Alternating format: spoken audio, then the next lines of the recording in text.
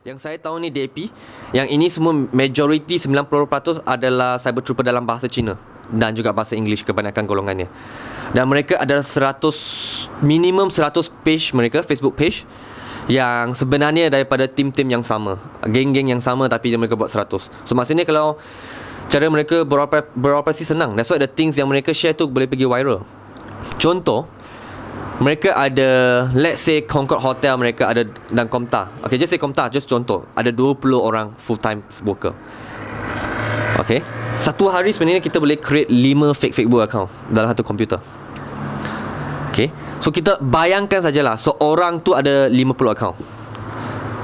Kalau 50 tu kita nak darabkan dengan 20 cyber trooper, maksudnya dengan kuasa hanya what we call that 20 orang pekerja kan, dengan mudah ada 1000 akaun Facebook dah. Sebab mereka dah mula beroperasi sejak daripada 5 tahun.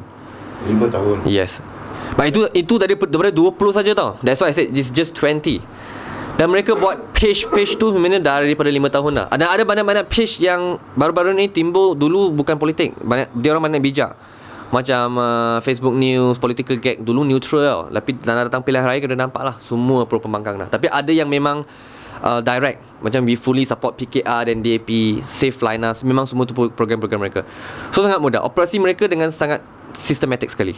Pertama, mereka akan membuat perancangan. Okay, contoh dalam 3 hari ini, apa isu kita yang nak bawa, ataupun individu mana kita yang nak target.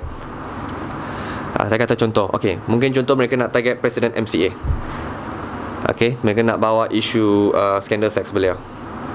Okay, contoh 3 hari. So dalam 3 hari ini, dia akan mencari designer, dia akan upload dengan at one of their pages. Okay, daripada page yang sama ni, let's say from 1000 account, they give instruction, semua akan share. That is, but beside that, the rest of 100 pages, they all shares. Either all share, or dia akan upload sendiri guna tim lain share. Maksudnya benda tu akan jadi isu hangat dalam minggu tu. That's why we see Pakatan Rakyat memang kalau isu dia memang konsisten aja. Semua page tu kita track dan analysis betul-betul.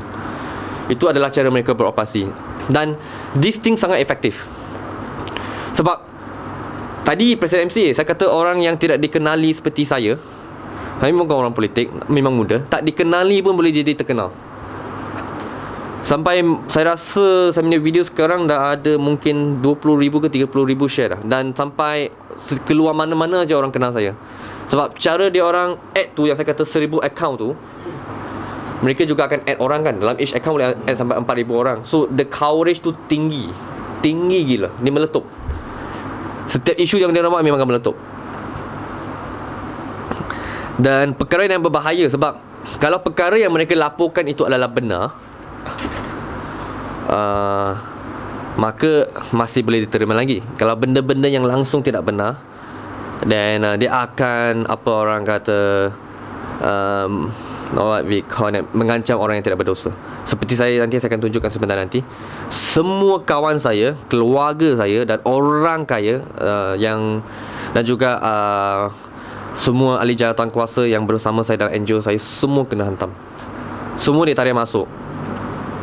Dan lepas tarik masuk, mereka pula nak reka cerita. Kata mereka adalah pelacur. Kata mereka dibayar untuk pergi bersama-sama pergi event, okay, dan sebagainya. Sedangkan saya memang memang masyarakat tahu yang kesemua orang dalam gambar tu memang orang yang rapat dengan saya. Perlu ke saya bayar mereka untuk keluar bersosial dan sebagainya? Teknik yang mereka aplikasi pada hari ini adalah teknik psychological warfare.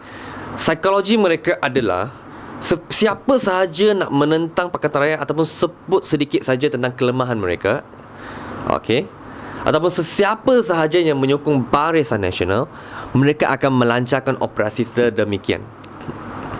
Walaupun terhadap ramai sebenarnya bukan ahli politik, ramai aja pemuda kat Malaysia, kat Facebook hari ni yang sikit aja, kalau kadang-kadang yang neutral pun tak boleh terima. Maksudnya dia kata BN salah, PR pun salah pun tak boleh terima. Dia tak boleh kata PR salah, PR mesti kata betul. Kalau kata salah mesti kena hantam. Saya boleh tunjuk my neutral Malaysian friends nanti. So bila orang hantam macam tu, biasa itu manusia, orang akan takut. Dia tak akan berani lagi untuk bercakap. And it's proven. Kawan-kawan saya semua dah senior lah. Yang perempuan-perempuan, yang kawan-kawan ahli jawatan saya semua dah quit. Sebab tak dapat tahan tekanan daripada mereka, mereka tak berani lagi bersuara. Tapi peliknya saya ni memang degil. Makin dia orang buat, sebab saya percaya pada peribahasa Melayu, berani kerana benar, takut kerana salah. So kalau saya berani kerana benar, saya tak nak jadi macam kawan-kawan saya. Mungkin kawan-kawan saya semua terlalu muda, they are all very young, so mereka tak dapat terima tekanan sedemikian. Maka sebagai saya terus, makin dia orang buat, makin saya menentang. Makin saya block makin banyak, makin saya keluar protes. So apabila mereka tahu dah tak ada cara untuk mereka nak hentikan saya, sebab mula-mula dia memang target saya seorang je, banyak cerita keluar. Saya dibayar lah, saya perkasa Cina, saya pembelot Cina, banyak. Apa lagi? Kereta mak saya dicuri, kereta bapa saya dicuri, saya ada police report. Okay, jujur, setiap kali saya ceramah saya kena. Nombor telefon saya dia orang spam kat forum, nanti orang-orang bukan telefon saya. Banyak tekanan, dia orang cuba main psikologi tau. Apa lagi dia orang buat kat saya? Lepas tu cuba letak saya kat directory page, kata saya adalah pemimpin MCA sedangkan saya member pun bukan. Apa lagi dia orang buat? Lepas tu tiba-tiba kata nak reka cerita saya dipecat daripada DAP lah, sedangkan membership saya tamat pada tahun 2011 dan saya cabar mereka. Sampai hari ni saya ada bukti. So apa lagi? So dia orang cuba sedaya upaya untuk macam menghancurkan saya, tapi saya terus bergerak. So langkah kedua adalah, mungkin saya rasa mereka tahu dah, kalau terus serang saya pun saya takkan berhenti. Dia mulalah ahli keluarga saya, jiran saya, semua rakan-rakan saya, ahli jawatan kuasa saya, untuk memberi lagi banyak tekanan kepada saya. Saya rasa itu adalah satu serang psikologi dalam alam cyber lah. Kan ini politik. It is. If nanti saya akan tunjuk, in fact tak tunjuk punya, pergi yang video yang Malaysia Kini interview me.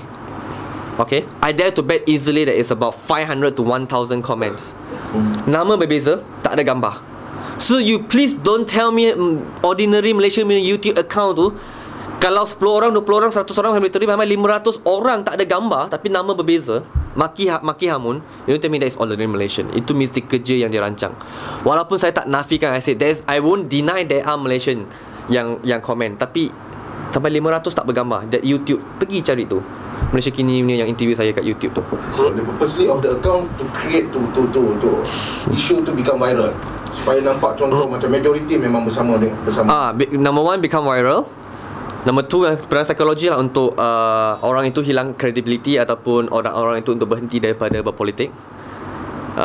Dan yang ketiga adalah untuk melemahkan semangat orang. Dan yang keempat adalah untuk discredit whatever truth that we expose about them. For example, I expose about all the DAP corruption. Saya expose banyak tentang DAP. So bila dia orang macam tu, dia nak buat satu serang psikologi supaya orang tak percaya pada saya. Walaupun sedangkan yang saya, apa yang saya cakap tu semua adalah benar, dan apa yang mereka reka tu semua adalah yang tipu-tipu belaka.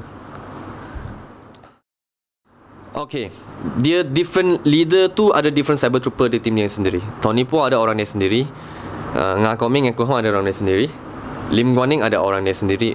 Is more to the warlord. Ada yang mengikut pusatkan, ada yang negeri, ada yang ikut cawangan, ada yang ikut bahagian. So it's quite what we call that, similar to BN lah, but it's a different system lah. In other way, maksud kebanyakan DAP punya leader, they have their own cyber troopers. Yes. Siapa yang bayar kebanyakan cyber troopers ni? Sorry?